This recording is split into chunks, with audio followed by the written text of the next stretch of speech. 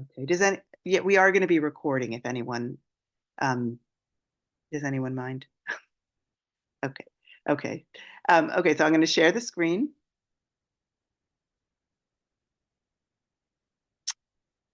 and let me get to our slideshow. Whoops.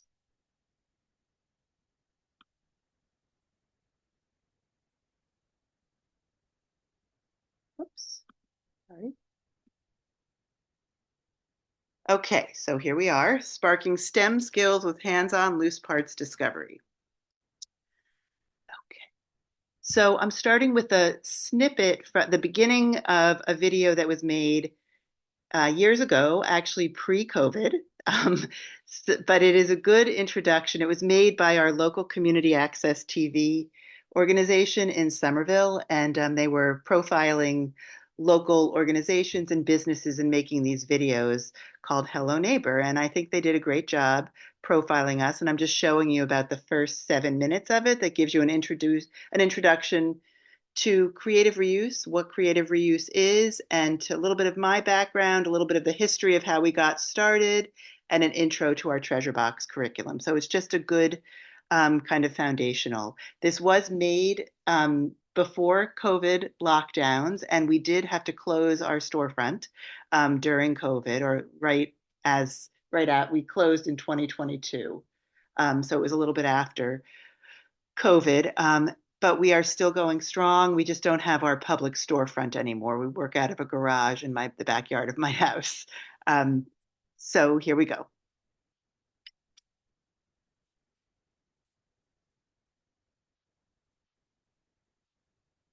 My name is Marina Sivak, and I'm the founding director of the Beautiful Stuff Project.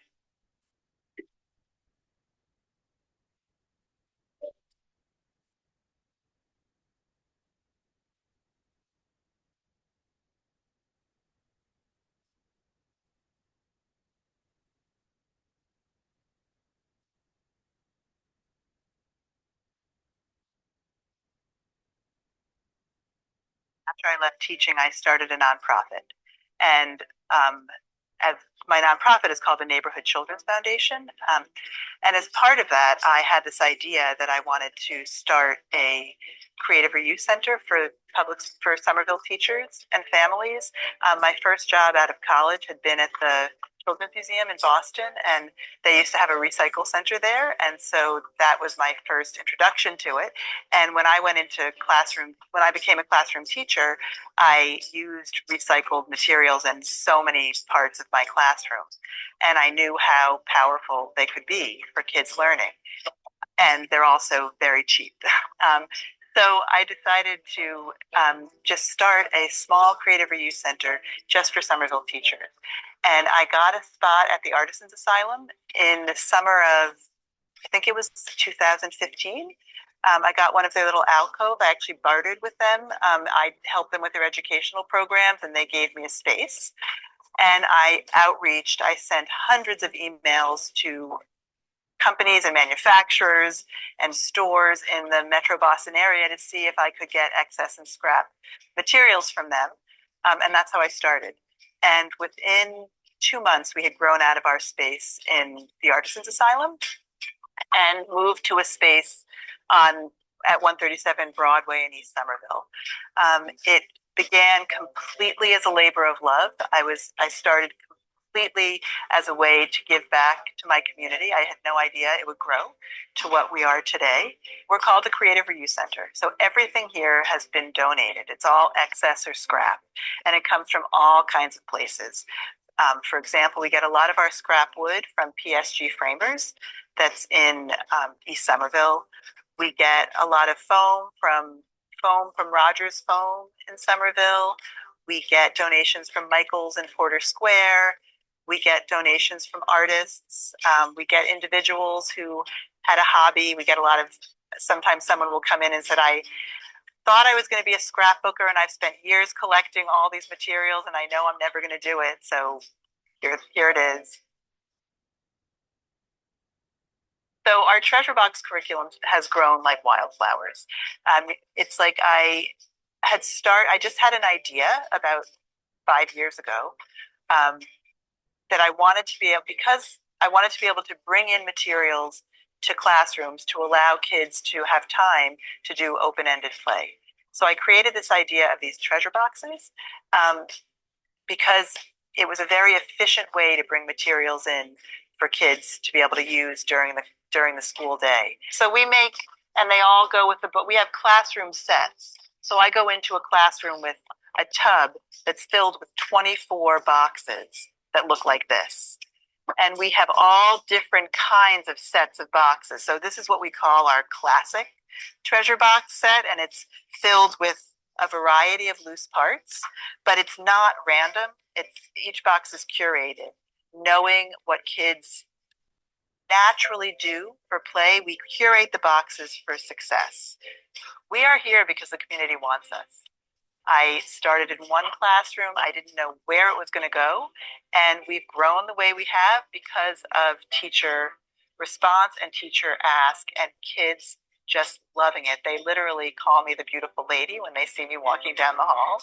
I mean, it shows how much kids crave being able to play, and classrooms have become, there's a lot expected of kids and teachers during the day in classrooms. And so bringing in these treasure boxes is this very efficient, low-cost way to give kids an opportunity to be able to just play.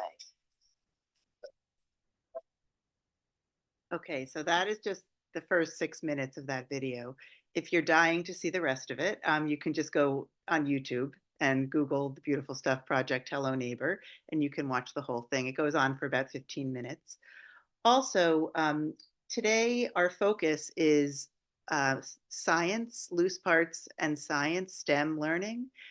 This is about, I think this is my 5th webinar I've done with BC and New Hampshire Department of Education, and all of the recordings are on the Beautiful Stuff Project website. So if you want to dig more into the first webinar I did was just intro to the Treasure Box curriculum.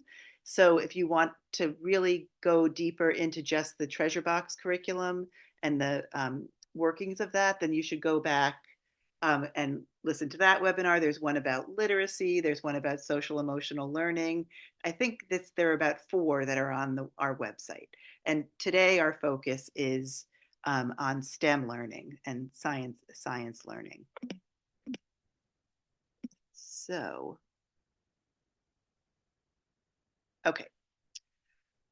So we're just going to launch in, and remember to please just speak up if you want to add or say anything. Otherwise, I will just keep talking. But I want to start off by grounding us in vocabulary and language to be sure we're on the same page.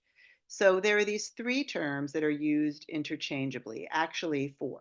I'm not counting recyclables, which we were using in the video, but the kind of recyclable materials, recycled materials that you saw in the video in our storefront are also termed beautiful stuff, is a term that we use, that it was coined by this book that you see by Kathy Topel and Leila Gandini, who are 2 researchers. Leila Gandini is from the schools in Italy called Reggio Emilia, and that is where the term beautiful stuff really was born. So you can dig into that by taking a look at this book or just Googling Reggio Emilia, beautiful stuff. They have what they call remitas in their schools, which are like our Beautiful Stuff storefront for teachers to access. The other term is loose parts, which was coined in the 1970s by an architect named Simon Nicholson in an article that he wrote called The Theory of Loose Parts. All of these are on our website in our resources section. If you would like to read these articles or have the information for the book, they're all on our website. And then the last term is intelligent playthings, which was coined by David Hawkins in an article he wrote called Messing About in Science. And that was actually in the 1960s that article was written. I think it was 1964. So this kind of way of thinking about kids' science learning and play and the use of these kind of open-ended, recyclable, beautiful stuff materials has been around for a while. So I use these terms interchangeably. So just know that they all mean the same thing. So let's make sure we have a shared understanding of what these terms are about. So these are materials that can be anything and they can do many different things. There's no specific way to use beautiful stuff, loose parts, intelligent playthings. There are multiple outcomes rather than one single outcome, and every child will likely use them differently. It's up to the child to make their own meaning from the materials, and the child drives the process, and there are unlimited play possibilities. So it's unlike having to put together a puzzle where only certain puzzle pieces fit together in a certain way. It's unlike following the rules of a game. These kids make their own meaning and their own process for using these materials. Beautiful stuff can be natural or synthetic and is usually found and collected rather than purchased. Beautiful Stuff Project uses primarily synthetic. We don't really use natural just for in terms of lasting. But there is a wonderful new book that actually Kathy Topel wrote called It's Beautiful Stuff, but focused on natural things, using rocks and twigs and seashells and all kinds of wonderful things you can find in nature. So here's a good example of all the different ways beautiful stuff can be used. So just take a red bottle cap. A red bottle cap can be wheels on a race car. Another child might use them to stack up as the foundation for a seesaw. Another child is using the same red bottle cap as an on-off button on a rocket ship.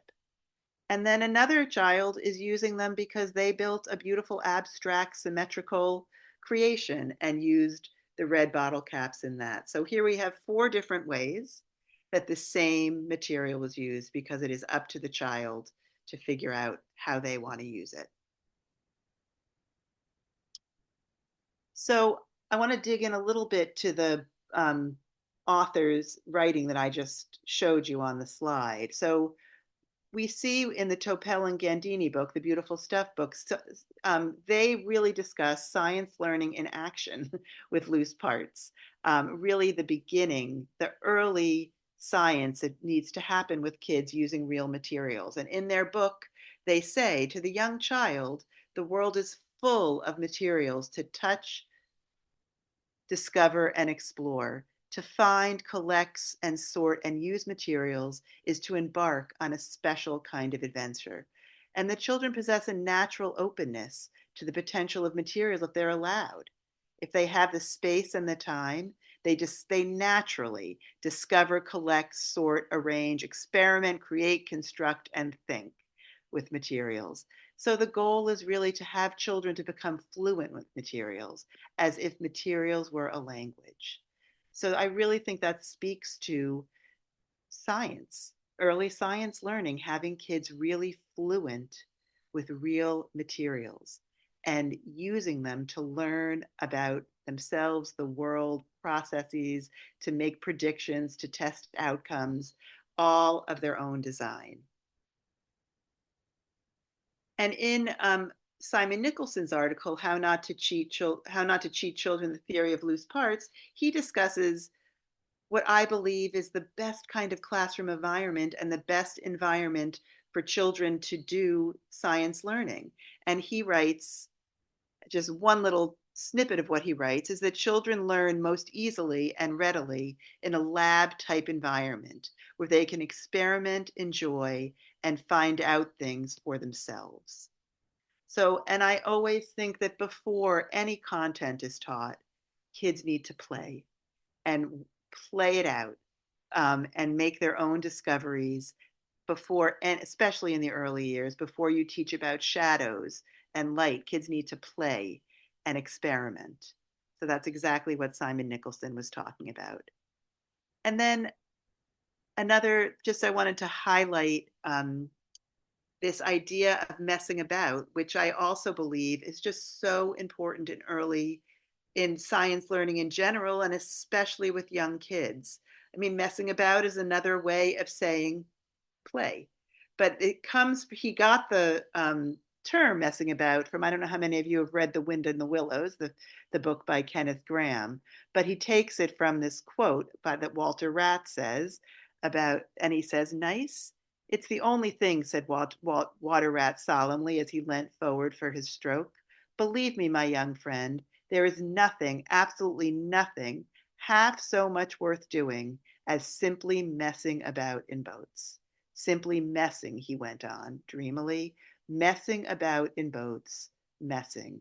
And young scientists need the time to simply mess about and experiment.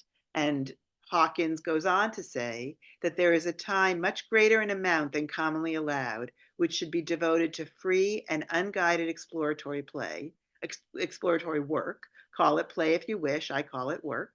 Children are given materials and equipment, things, and are allowed to construct, test, probe, and experiment without superimposed questions or instructions. So these thinkers really guide and are deeply embedded in the work that we do at Beautiful Stuff. So I just want to take a moment to stop and give you a chance, if you would like, before we move on, to just reflect on what we have heard so far. Is any of it familiar to you, or does it challenge you? Does it resonate with your practice? Do you feel any new thoughts transpiring for you? I'd love to respond, Marina. Yes, Jason. Thanks. That's really wonderful the way that you framed those, and thank you for sharing those quotes. I really respond to that idea of like the unstructured sort of playtime where children can sort of just observe and have this experience that later on they can draw on when we're trying to teach them formal content. I mean, your example of the shadows is perfect. It's like, let them discover shadows in the way a larger object, obscures a smaller object, or the way a shadow lengthens when you bring the closer to the light source. And then later on, they can draw on those memories when we're doing the formal instruction. I think you're so right that is work, even before you're teaching to a standard or whatever. Absolutely. Thanks for sharing that, Jason. Yeah. Anyone else? I just have one thing to say. While you were talking about the playtime and mentioning how it was work, and it has to do with memory and enjoyment and kids being able to, I like the last quote that you were talking about, mess around with it. I think that that's so important because when I think back to my childhood and learning in school, some of the most fundamental activities that I remember was simply play. Even up to, I don't know, even up to like fifth grade. So it's very interesting because those obviously have long lasting effects. Right, because you owned it. Yeah. You own your own play. Yeah. And I think that really, I totally see the connection, the STEM connection. Really cool. Thanks for sharing. Anyone else? I'll go ahead and say that.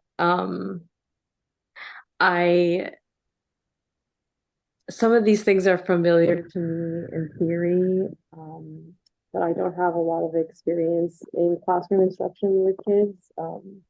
And I just started recently, and I would say that all these ideas really challenge my urge to just teach the kids and tell them what I think is important rather than have the patience to let them discover. I think especially when, kids can get distracted, kids can really, end up not following maybe the lesson that we have planned for them. So I think this challenges me to be more patient and realize that like that's what childhood is for, is to allow the time to slowly develop, and maybe the lessons don't happen in the particular order you curate as an educator, but kids learn when they learn.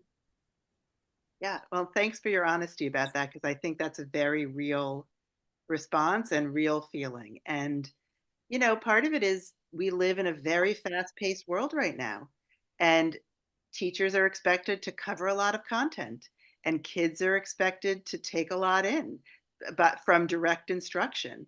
And, I think it's no surprise why childhood anxiety is through the roof.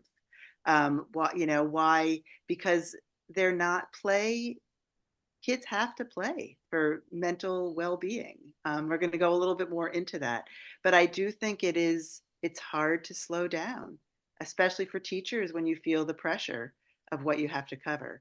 So actually, I designed this treasure box curriculum with public school classroom teachers in mind, or teachers who feel like you, because they're very manageable. So as we go through, let's see how you continue to feel and if it's something you think you might want to try. Okay, let's move on. Okay, so at the Beautiful Stuff Project, we're grounded by these thought leaders that I just quoted from, Topal, Gandini, Nicholson, and Hawkins. And we deeply believe that play is an integral part of STEM. We know that children learn best through meaningful play. There are decades of research that show that play is critical for short and long-term well-being. In today's educational culture of high-stakes academic, play is disappearing from many early childhood classrooms, and I would say now even more in the aftermath of school COVID lockdowns, when kids were out of the classroom and learning at home.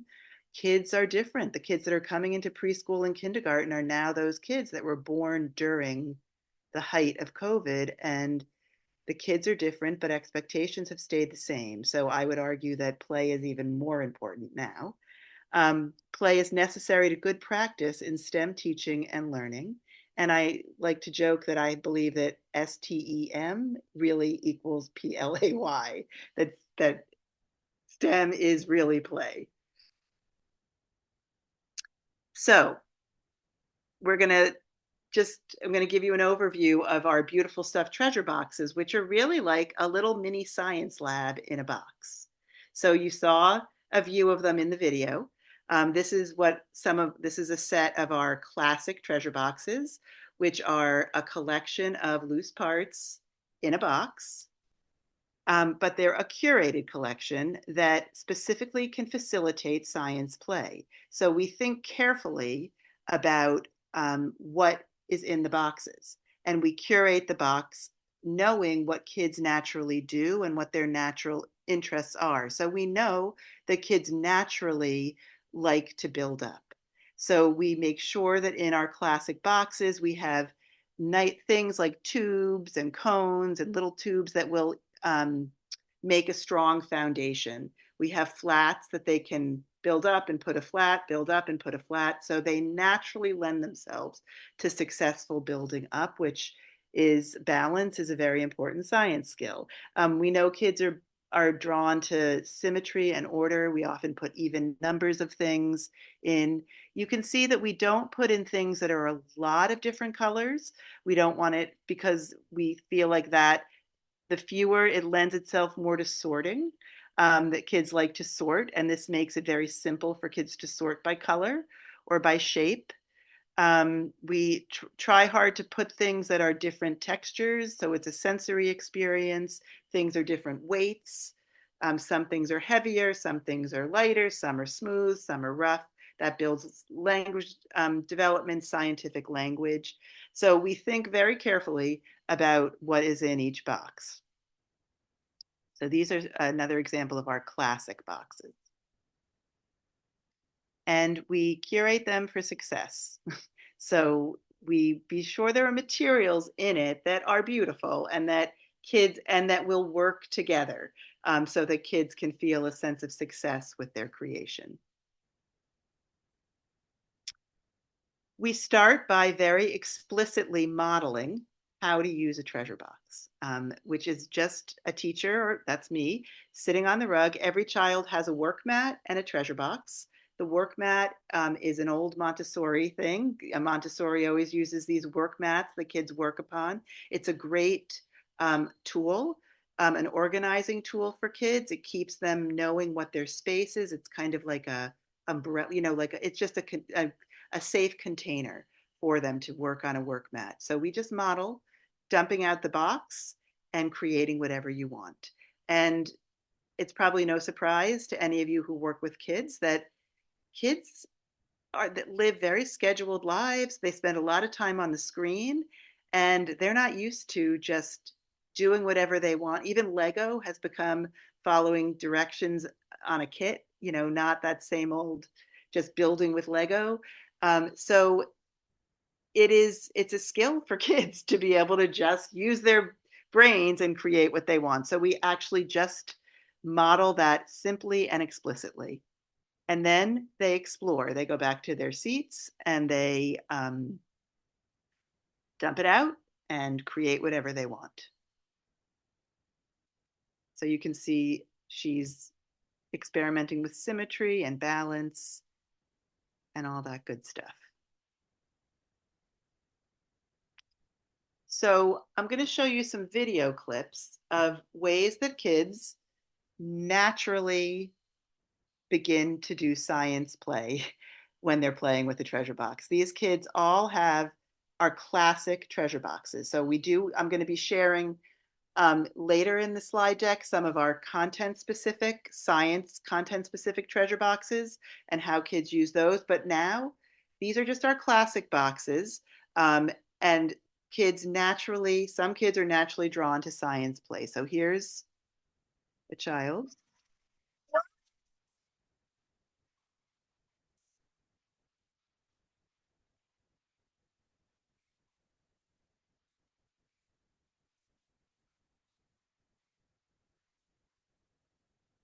So that's quite a balance feat that he did there. And you can see his sense of pride and joy that he was able to make that happen.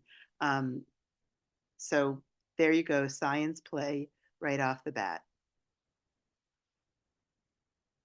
This was in a preschool, and it was a little girl on the left had figured out something, and she was experimenting with her this round cardboard, actually that we got from KinderLab, Jason, this round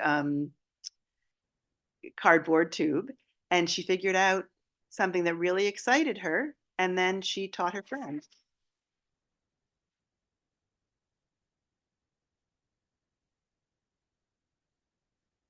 So to a little preschooler, I did it. She figured out how to use this material in a way that was really exciting to her. Now that is scientific thinking at its best. And she had the little rabbit in there and how to roll it back and forth to keep the rabbit upright.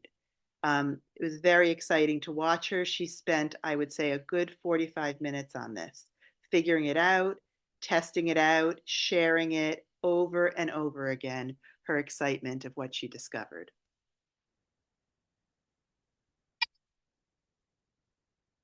Here's just another example. I'm hoping this just kind of takes you right into what it feels like in the classroom and the kids making these scientific discoveries just by becoming familiar with the materials, as Topal and Gandini said in their quote about letting kids explore the materials and use them as their own language. Here's another little boy that made a discovery and was so excited he shared it with his friend. Will you show me again, Aram? Look.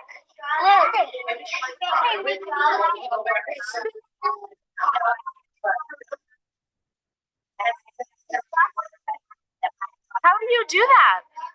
I get doing it. You twist your hands. And you came over to show your friend. I can do it so quickly. You can do it so quickly. Yeah, I can do it.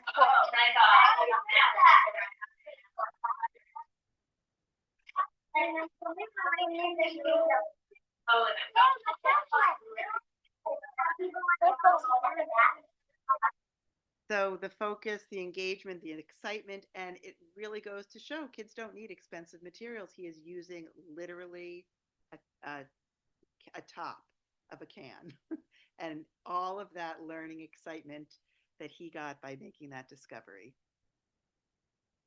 Whereas another child might use that same top a completely different way. Another child might be using it as a tabletop and setting up a meal and telling a story about people eating a meal at on her tabletop. You know, kids just use them in such a variety of ways. So here's like how some teachers are documenting and talking about it. You know, here's a teacher that on one of their bulletin boards, she wrote, each Thursday afternoon, the Beautiful Stuff projects visit our classroom. We spend time exploring, observing, testing, and creating. That is science language. That is the work of scientists. Today, students met Marina from the Beautiful Stuff project. Beautiful Stuff encouraged kids to take risks, very scientific, use their imagination through manipulating loose parts.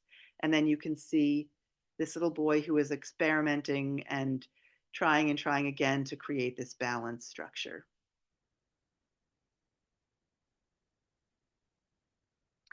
A really important scientific skill kids learn is this.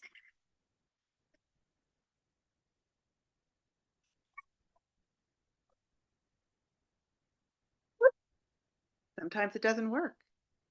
Sometimes it falls apart and you need to try again. You need to tweak something. He's going to need to think about what might he need to do with his foundation to make it stronger. What might he, and he is going to try again, and he's going to keep trying until he gets it to something that works.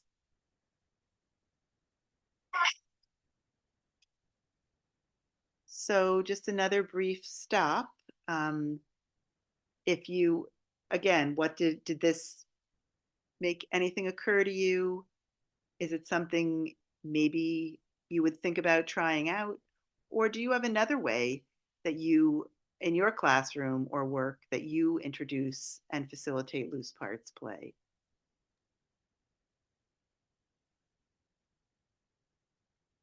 Hi. Hi. I just would like to say that this is all new to me as well. I just started with the program less than 2 years ago, Wait, who's talking? and I Who is did not totally understand what loose parts and beautiful stuff was. And I do actually have that book that I am currently reading. oh, And hearing how this plays out is quite fascinating because I grew up with instructional toys, like you said, Legos, where each piece had a meaning and it was that specific meaning. I like the fact that you can just put out things and have the kids come up with their own creation, which is just very beautiful within itself. And like you said, the observation, the exploring, investigating, creating, the sticking to the task, all those things is in this what you call the small treasure box. I'm just like in awe about all of this. So I can't wait to learn more about it to implement it into my classroom. excellent. And Kit, was that you speaking, Kit? It's hard for me to Y- tell. Yes. Okay, great. Well, that is very exciting. And I would really recommend that you go to our website, Yes. go to our resource section, Okay. and look at the webinars. The like the first one that I did, which is the intro. Um, Yes. and also there's a little article, a short article that I wrote about treasure boxes in the resource page. I think you'll be interested in some of the resources. So definitely, there's also just a whole part on the website just about treasure boxes. So I think you'll find that really helpful. And Kit, also, you should feel free to contact me. Um, I have my, on the last slide, I have my contact information too. So once you do a workshop with me, you're in. I'm free. I love connecting. Kit, also the website is in the chat. The If you website. go Thank, look there is a link for you. thank you, Izzy. And we also, I don't know if any of you do social media, but I post on Instagram almost every day. So that takes you right into our daily work in classrooms, and you get a sense of what's going on and how things are happening in different classrooms. Marina, I had a question for you. Do you Um, I love the sense of the allowing the children to kind of discover their own kind of mission or objective within the experience, like the child who created the tallest tower versus the child who's more interested in like storytelling with the materials, and that openness and how that relates to play makes a lot of sense. But I wonder, like, have you also experimented with like a more directed or objectives based activity, where you're asking the children to, the classic STEM example, build a bridge with these materials that can hold a certain weight? Like, how does that change the child's experience and the experience of teaching uh, Yeah, for so you? the next part of the slide deck is gonna be more content specific, play with shadow. We actually did, I'm not sure if I have slides about bridges. Um, all the different ways that we have tried to connect the treasure boxes to the science content standards. Um, we don't tend to be very directive. We're not. Our goal is to bring play into the classroom, Mhm. and we often see it as we want the teachers having the kids play at least before they start doing more directed teaching. So, for example, you'll see a video I made for Cambridge public school teachers. It was to start off their light and shadow curriculum. They bought all these shadow boxes, treasure boxes, and had the kids play with it before they started teaching content. Um, so I think because we're not the classroom teacher and we have a specific mission of of bringing play into the curriculum, I don't at this point we don't do too much directive, but the way we do directive is when we curate the boxes for a certain thing, and you'll see like for marble runs or I'm not sure if I'm answering your question. Am I?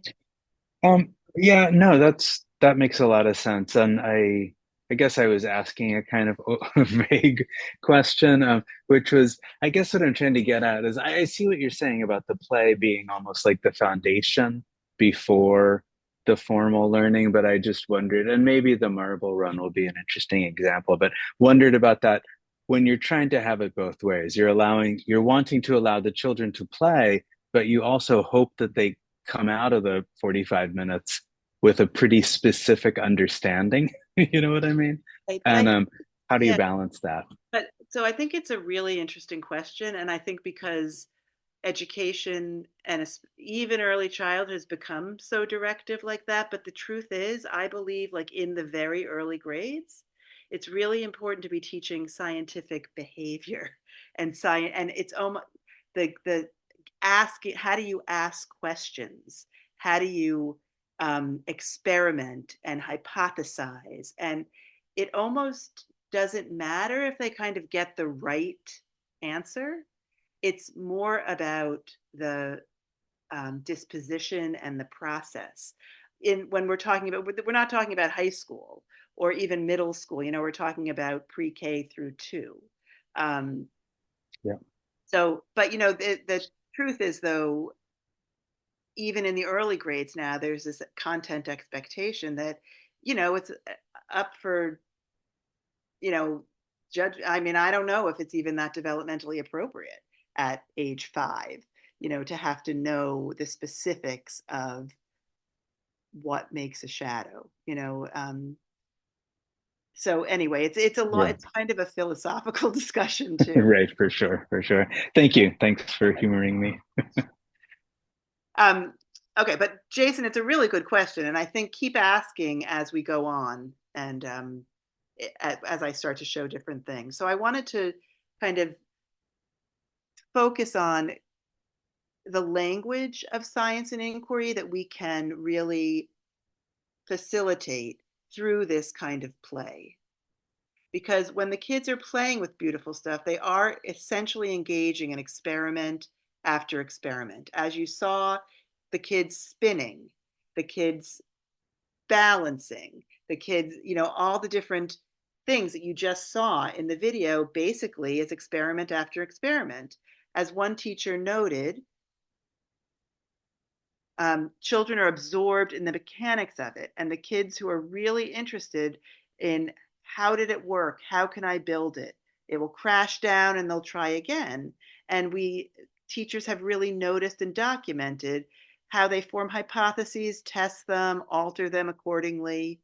And through the play, they really spontaneously ask questions and build theories. And you're going to see more of that as we go on. So there is just this embedded, spontaneous language of science and inquiry and process. So for example, this is all documentation that we did in classrooms over the years. So this was in a first grade classroom and so there were two kids sitting next to each other, Ella and Samuel. And sitting next to Ella, Samuel observed her at work, and he noticed how she was balancing pieces of beautiful stuff, these two tile things, and he kindly offers her words of advice. Hey, Ella, you have to be careful because these things don't stand up so well. So he was observing and noticing the properties of these materials and coaching his friend Ella on what she needed to be thinking about as she was experimenting with them. Here's two other boys. That's Jose Jr. up above, and he's saying, look, this orange piece of the little white tile on this orange piece of foam, look, it stayed because I pressed really hard. So there's some scientific reason why that happened, but he's a 5-year-old, but so it's not as important at this point, at least in my belief system, that he knows the actual scientific reason why, but the fact that he's experimenting and trying it and seeing what happens when he works with materials in different ways is the foundation and the beginning of really powerful scientific work. And this is Brian, who's also testing with materials, and he has seen that he can take this black piece of foam and stretch it all around this other tile. I can stretch it around. So he's noticing and experimenting and trying things out.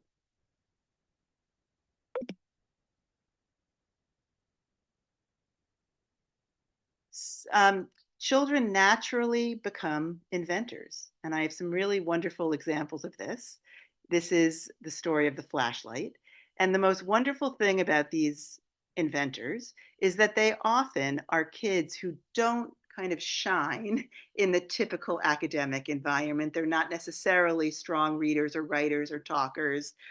This little girl, Eva, was incredibly shy, never said anything in the classroom as a group. But one day, playing with just a classic beautiful stuffed box, she figured out how to make a flashlight.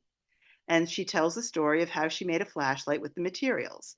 She used this gold piece as the light. She filled up the plastic tube with these, which happened to fit perfectly. So these were the batteries. And then this tube was the base of the flashlight. And that's how she would make it work. And she would play turning the gold thing to turn the flashlight on. And she said, I discovered making a flashlight. And you can bet that she was teaching all her friends how to make this invention that she made of a flashlight. I discovered making a flashlight. Here's another, this is a completely different class. This is actually in a preschool at the YMCA. He had similar things in his treasure box, and he just coincidentally also came up with making a flashlight, but he was having a few difficulties. He said, I thought I was making a flashlight, but it popped.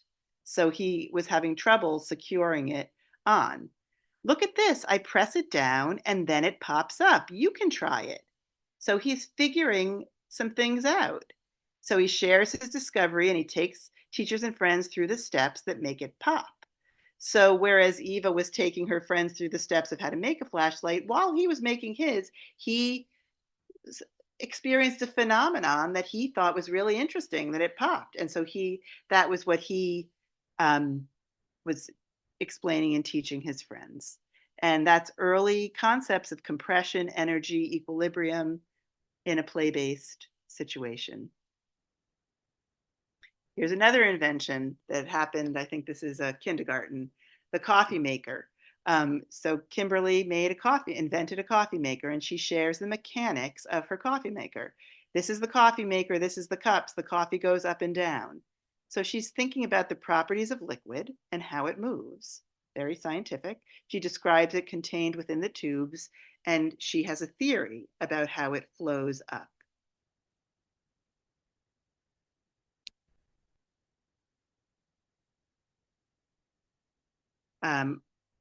Also in the same class, what often will happen is kids will get inspired by what others are doing. You know, they might say she's copying me, but I always say, actually, it's being inspired. And that's a good thing, because many scientists and artists in history got their ideas based on someone else's, and that's inspiration. So that often happens during Treasure Box play. And she made her own coffee maker that was quite different. She demonstrates the steps to make coffee with her coffee maker. And then Isaac, sitting right next to her, is inspired by her work, and he follows her steps, but then he adds on his own. And Nevaeh's giving us her directions: mix it, and then put one big scoop, and then put water, and then drink it. She's giving directions, she's making a plan, and Isaac's going to do kind of the same thing, but he's going to add some chocolate to his too. Oh, that wasn't meant to be. This was one of my all-time favorites. So this little girl, also this is a first grade, also an incredibly quiet student, created an invention that she called the popper, which you might imagine what it is. She figured out that if she fit this white cap on top of the orange cone and squeezed it, pop. The popper is gonna, the top is gonna pop off. And look at that face, her joy in what she had discovered about air pressure making the popper pop off. You can bet that everyone wanted a popper. So I joke that luckily she had a really young, not controlling teacher who let them all pop away, actually took them all out on the playground after Yaneli had taught them all how to make poppers, and let them be out on the playground popping away. And then she even had the kids write books about the popper surprise, where she made Xeroxed little books that had Yaneli's stages of making the popper, a place for them to draw and a place for them to write, so that they could recount the steps of making a popper, which is also very scientific. Here's another one. Okay, so this I think is the last invention, but it's a good one. Also, he just has a classic treasure box, and he dumped it out and he made whatever he wants, and this is what he came up with. So you're going to demonstrate. What are you calling this? A jumper. All right.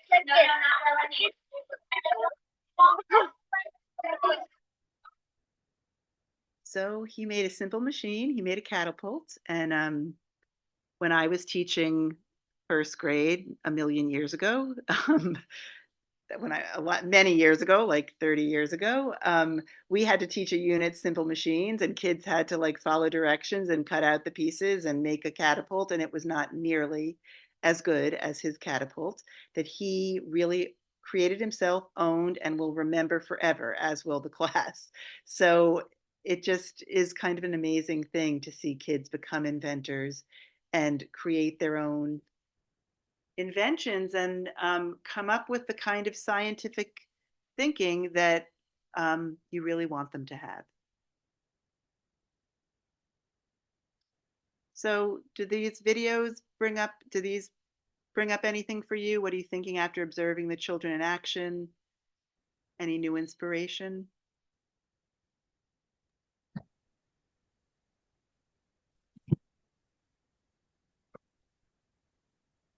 I guess I'm just thinking like they didn't receive like any ideas whatsoever on how to make these things, and they're like making like a flashlight all by themselves. I'm almost like in disbelief. I am telling you, you will. These treasure sets of treasure boxes I have taken into hundreds and hundreds of classrooms over the past 10 or so years. Kids never cease to amaze me. If they have the right materials and they have this structure of the mat and the box, and I am telling you, they will really surprise you. In the first classroom, so the way I started with the treasure boxes was way back at the beginning after I had started my first little creative reuse center. I asked a teacher I knew if I could just try something out in her classroom. It was an ELL kindergarten in Somerville. And I said, I showed her the treasure boxes and I said, can I come into your classroom and model how to use these and let the kids play? Her first response is they won't know what to do with them. They'll be bored. Well, you can bet that I went in, I did that simple modeling. They each had their mat in their box and they did not want to stop. And then that's when the teacher after I was going into that classroom for a while, the teacher across the hall was like, what's going on? Can you come to my class? Another teacher. I'm telling kids are amazing when you trust them. So do you even like name the parts at all? Like do you say these are batteries? They just like figure it out themselves? I am literally what I showed you is how we model. Sit on the rug with a mat and a box, dump it out, create whatever you want. Mm. Wow. So there's no provocation set up, if I'm understanding you right. It's just That's the provocation. This is how the Beautiful Stuff Project does our provocation. They have a mat and a box, and you dump it out and you make whatever you want. And those kids, that was their introduction. okay. Yeah. So yeah, it's amazing. But it's not, kids are really smart when they're left to their own devices. And they, also there is structure too, because it's a limited amount of material. So for example, like I really believe in the limited amount of materials. Like I wouldn't put like a big basket in the middle of the table. I call it grabbing behavior, because then kids just like start grabbing from it. And because of the box and the mat, they're focused on what they have. And I always have this kind of hidden lesson that I think is really important that I say to them when they start asking, can we share? Can we trade? I said, you have everything you need right in front of you. You can make something really amazing with what you have. So focus on what you have, what's right in front of you, and work with that. And, that's just an important life lesson. You don't have to go looking to your neighbor and saying, I want what she has. You can make do with what you have. And so there is an innate structure and boundaries that I think makes it more, the creations more possible.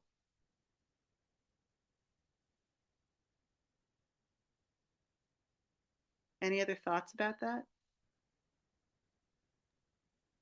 Have you may be about to talk about this because you've mentioned the classic boxes, but I'm curious about like your experience with different curated materials. And I'm not harping back on that point about like trying to direct a certain experience, but it occurred to me that by providing different materials, you'll sort of naturally encourage the children to investigate different properties or different interactions, or that would make a huge difference. Yeah, that's what we're going to launch into next. Cool. So are we ready to go? Should we? Yeah. Okay. Okay, so for example, let's start with light and shadow. So these we have, because light and shadow is a big early childhood curriculum. It's part of the Somerville early childhood science curriculum. It's the Cambridge Public Schools first grade in the first grade curriculum. So it's something the teachers have to cover. So we have curated treasure boxes to encourage shadow play. And these are some shadow play things the kids have done. These treasure boxes come with a white box that can stand up and be kind of the screen, and then a flashlight too. And I'm going to show you a video. This was made for the Cambridge Public Schools, introducing the treasure box, the shadow treasure box. It gets louder. I'm the founding director of Stuff. And at the Beautiful Stuff Project, our main mission is to increase access to play. And I am thrilled to be partnering with the science department of the Cambridge Public Schools to help bring some play-based experiences into the science curriculums that you're doing. So today I'm going to introduce you to our very popular treasure boxes, which then I'm going to show you how you can integrate these into the light and shadow curriculum that I know that you'll be doing later this year. So this is a treasure box. And a treasure box is filled with beautiful stuff, or some people call it loose parts. Maybe you've heard that term before. Basically, it's all materials that are found objects, things that might have been recycled or even thrown out, that we collect and curate, and then kids can do whatever they want with them. And they have multiple uses. And kids can use them in a myriad of ways. So when we're introducing a treasure box, basically, every child, and you'll be getting these for your classroom, has their own work mat and their own treasure box. And we just model at first the kids to open up their treasure box and to very carefully dump out what's in their box. Then they can close it up, and you want them to spend some time looking at what they have. Now, the loose parts, the beautiful stuff in these boxes were specially curated knowing the kids are going to be playing with light and shadow with them, but they still can be used just for free play too. So I would first let the kids just free play before you introduce the flashlight they're going to use to make shadows. So some kids you'll see love to build up. Maybe don't have anything particular in mind about what they're doing. They just want to experiment with the materials.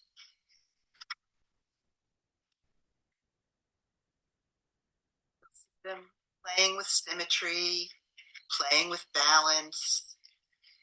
They'll do all sorts of things. Other kids might have stories that they're creating while they're building. This could be a rocket ship. These could be the control panels with the on and the off button. So you'll see, observing kids while they're playing with their treasure boxes, you can learn a lot about them. And one word of wisdom is if you want to engage with the kids about what they're doing with the treasure box, try really hard to say, can you tell me about what you're doing? Instead of, what are you making? Because kids aren't always making something, and we really are trying to encourage process over product. So another way we encourage process over product is, if a child is done with what they've been doing, and they still have time left, they can put it back in their box carefully.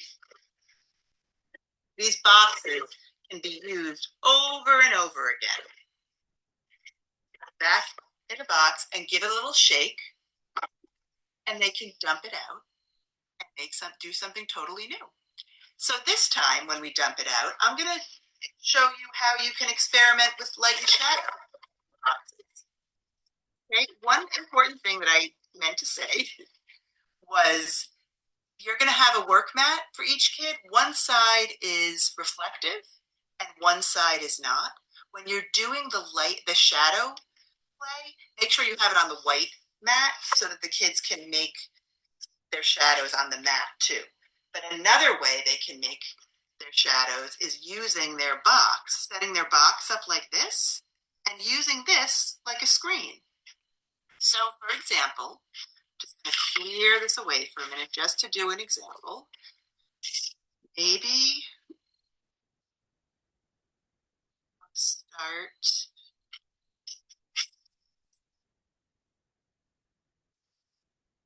where you can see it on the camera. Okay, so let's see. Sorry, there you go. So there's the shadow, and kids can be experimenting closer, farther. They're just playing before you introduce the shadow concepts that are part of the curriculum that you want to be teaching. What happens when you do it on top and move it down? What happens when you have it close?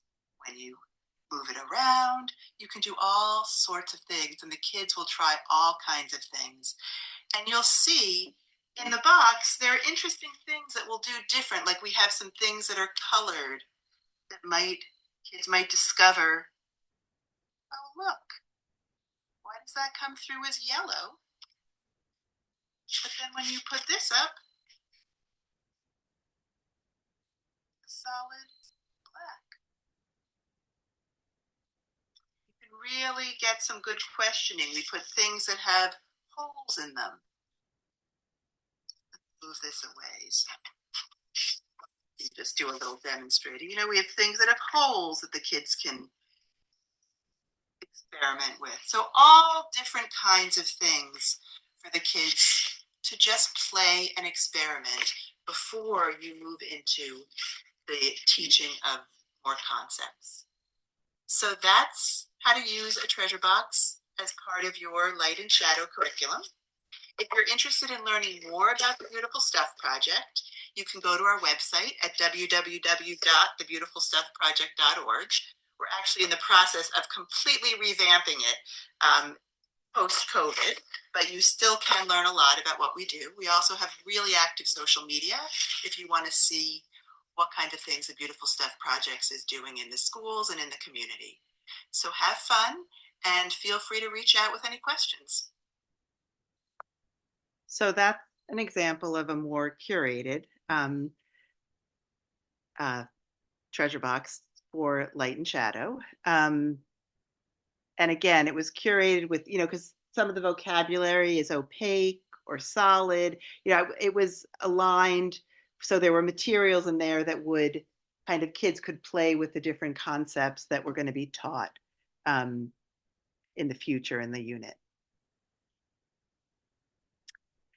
We also do reflection, where the kids can play with reflection. And you saw in the video how one side of the mat was white and one side was mirror. So they use the mirror side of the mat.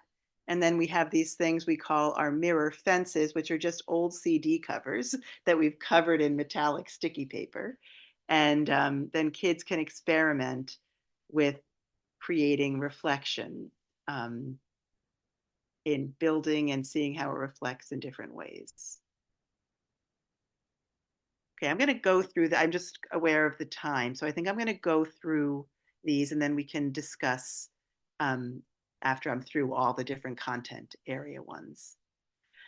So we talked, these are treasure boxes that are curated for marble runs.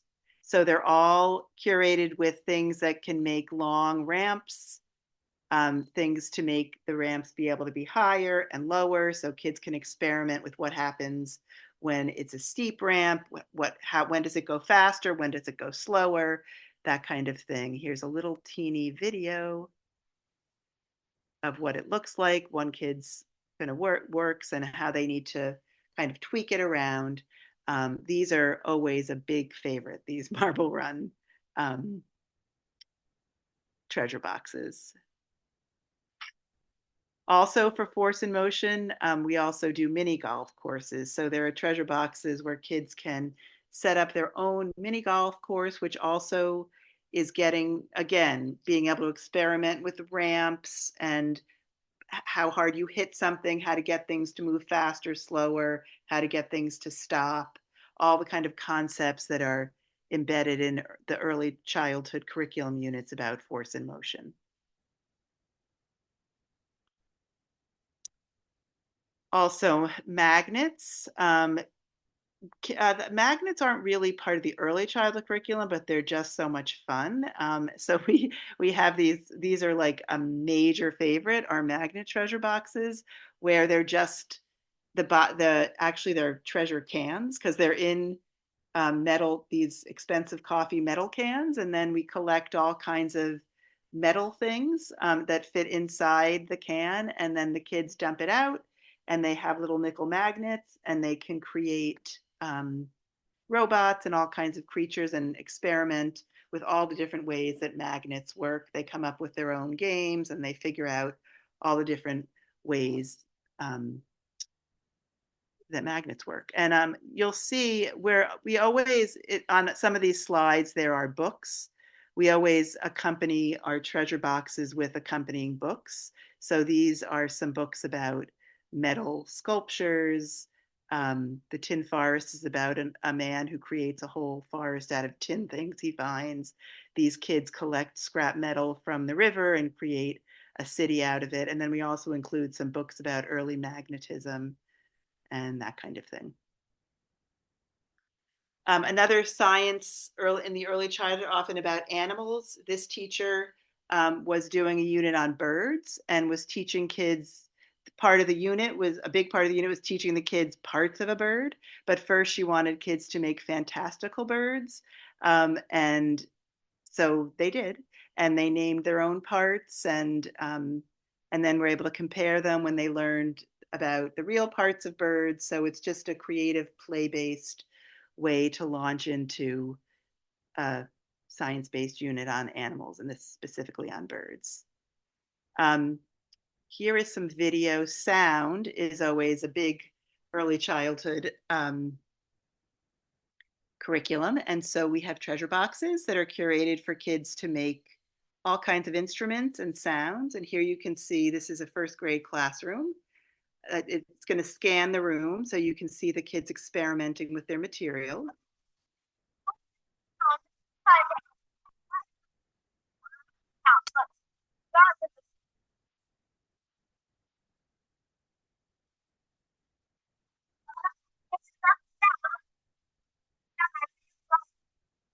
So you can hear they're all making all different kinds of sounds with rubber bands and sticks and tin cans. And then the teacher facilitates a science discussion, which I think is really good practice in early childhood science learning, is having the kids bring out their ideas. And this teacher, I think, is doing a good job modeling a science discussion. Can we try and see that? Stop yours, and then let's have Genesis. Can you do yours again? Yeah. Do yours. Can you do yours? And pluck. Can you do yours? Can you do yours? A plucking sound.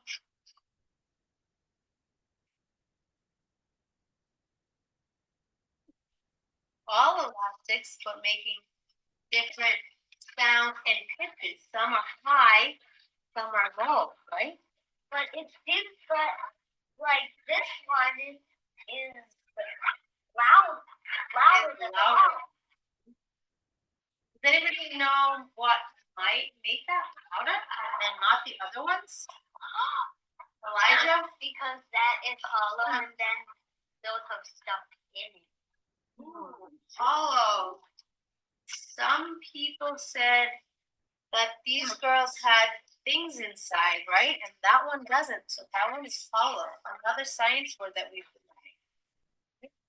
All right, lots of things to think about. So there you go, kids. She's getting kids to observe, to listen to all the different ways, and then getting them to hypothesize about why are some high, why are some low, really facilitating a scientific discussion with the kids and getting them to come up with their own ideas. And then further along, she'll launch into, she's already been introducing, you can hear that she said hollow. Oh, that's a good science word that we've learned. But along the way, she'll be introducing the concepts that are part of the sound unit. I just wanted to share a couple of these too. There are teachers, certain books that teachers tend to use, The Gingerbread Man, and this librarian actually turned it into science by having the kids create traps for the gingerbread man using just treasure boxes. So reading them the story and then giving them the treasure box and giving them the challenge to actually create a trap with what they have. And then similarly, habitats are a big early childhood science unit. It's always part of one of the units. And this great book, The Salamander Room, is a fantastical story about a little boy who's in his room, and in his dream, his whole room becomes a habitat for a salamander.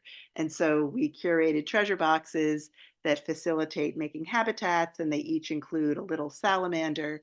And the goal for the kids is to create their own fantastical habitat for a salamander. But, you see that they're thinking about what the salamander needs to live: little water trays, green things to eat, air to breathe. So it's a play-based way to bring in science concepts. One more thing I wanted to share. We also teach observational drawing, which is another very scientific thing. It's actually also part of early childhood. It's part of the kindergarten writing curriculum in both Somerville Public Schools and Cambridge Public Schools. And also, since the kids don't take any of what they make home, we say that they get their own journal and they can do an observational drawing, and then they get to take the journal home. We call it capturing the memory of what you created. And we model how to do observational drawing. And I have a little video to show that. And then we always use just a black fine point pen. We don't offer any colors because we want the kids to focus on the details of the structure rather than the color. And you can see they really do these, what look like architectural drawings that really match what they have created. And here's a little boy, you can see him in action. Just to know that we learned the hard way that if you put your journal on the table next to your creation and you start drawing, the table's going to shake and your creation's going to fall down. So we model how to use your chair as your desk, actually. So kneel on the floor, put your journal on your chair, and then look up at your drawing and draw it. And here's a little snippet of him. Oh, that's cool, Mara. You gonna build it now?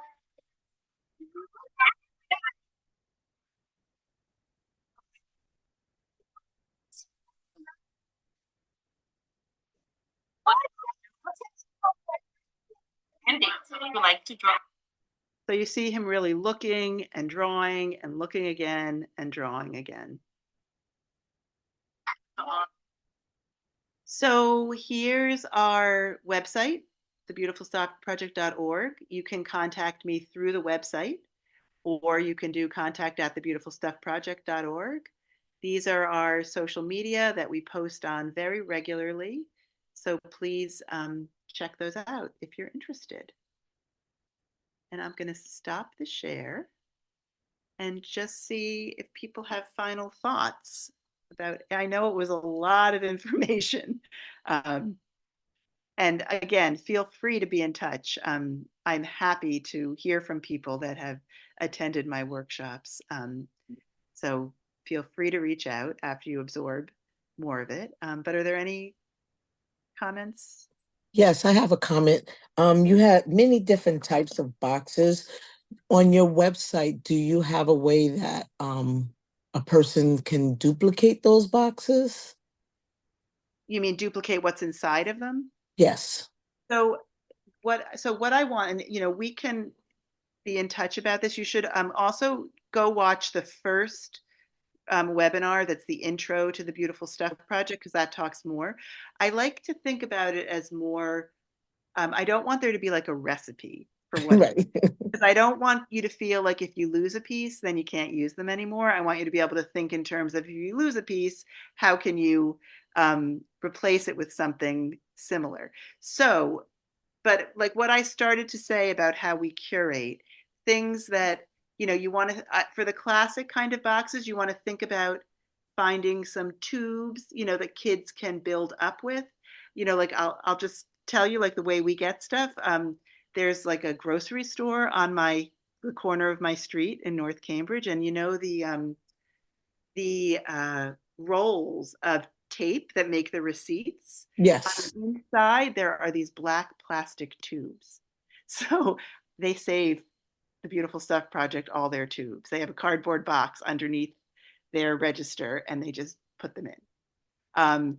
These are so I really recommend, or like Jason's organization, KinderLab Hmm. Robotics, they save their scrap materials for us. And then our operations person goes and picks them up. So we get some of the very cool black foam that you saw in some of the treasure boxes. They Yes. give us those cardboard round tubes that you saw. So I just really encourage you to think about who you know and where they Hmm. work, and what they might generate in scrap or excess material. Also think around your own home. Hmm. What do you generate? Like, do you generate a lot of plastic bottle tops that you could Hmm. start saving and washing really well? You have to really wash them. Or you might be able to collect stuff with kids. Like you could do a bottle cap collection one week, and then kids feel very invested in it because they've brought in materials too. Right, Um, right, right. yeah, so you can purchase them from us too. We do sell treasure boxes to get you, but I have really been moving away from that, and instead, I really like to encourage people to make their own so that you can be dependent on them. But I'm happy to talk with you more about that and give you ideas of places you might want to, when you go into places and say, I'm a teacher and you know, generally people will be nice and do what you want. The other thing is architectural design firms have an enormous amount of scrap, beautiful scrap, like because they have all their samples, like tiles and beautiful fabrics and little tiny carpet samples, things that are great for treasure boxes that they are dying to give away. Um, so, it could be a school wide thing that you try to rack your brains on who all the teachers know and where their people in their family work or their neighbors work and that kind of thing. Anything else? I was wondering, so for the specific lessons when you do the simple modeling, are you modeling like for the shadow lesson, are you modeling the shadowing behavior so that they know sort of what the goal of the lesson is and like how much do you guide them, I guess? So with for the shadow, so I would do the same. I would sit on the rug with the kids, and I would have a treasure box. I would dump it out. I would start playing with it, and then I would introduce the flashlight. And I'm a big proponent of explicit modeling. That the kid don't take it for granted. The kids know how to use a flashlight. So I am very much like this is a science tool. It's not a toy. And showing them how to turn it on and how to use it and to turn it off. And we practice that. Yes, and modeling different things they might want to try. What can you make what kind of magic they love? Like, what kind of magic can you make the flashlight do? What happens when you move it around? What happens when you move it further? So I do model some of that. And then they will come up with their own things too. So I definitely, for the more specific ones, like the marble runs, I model. Mm. I kind of model like in like things like, oh, what happens when I make a really tall a ramp that starts from up high? What happens when I make a ramp that's more flat? What do you know? I do some of that. Okay. Thank you. I really appreciated the drawing that you had them do at the end. I can't remember the term that you used, the observational. Yeah. Yeah, because that brings, even with that open-ended play, that brings almost an element of like intentional engineering design to it, like after the fact. Like they can sort of think about how the parts that they built interacted and what their kind of goal was. And it's this nice reflection that allows them to engage in that design work almost retroactively. That's really cool. It's really interesting because they, especially like with the marble runs, they will label, they want to label the different parts and what the different things do. So they do a lot of kind of scientific labeling. And then the other thing that's interesting is sometimes they'll do a drawing and then they'll want their friend to look at their drawing and build what they made. Cool. So Right. that's very cool. And they just do that. So yeah, I do love the observational drawing, and I'm always kind of blown away by how good they are. And I do think that just using the black pen makes a big difference because they're not worried about having the right color. Yeah, that makes sense. Very cool. And so it's about 8:30, which is our close time.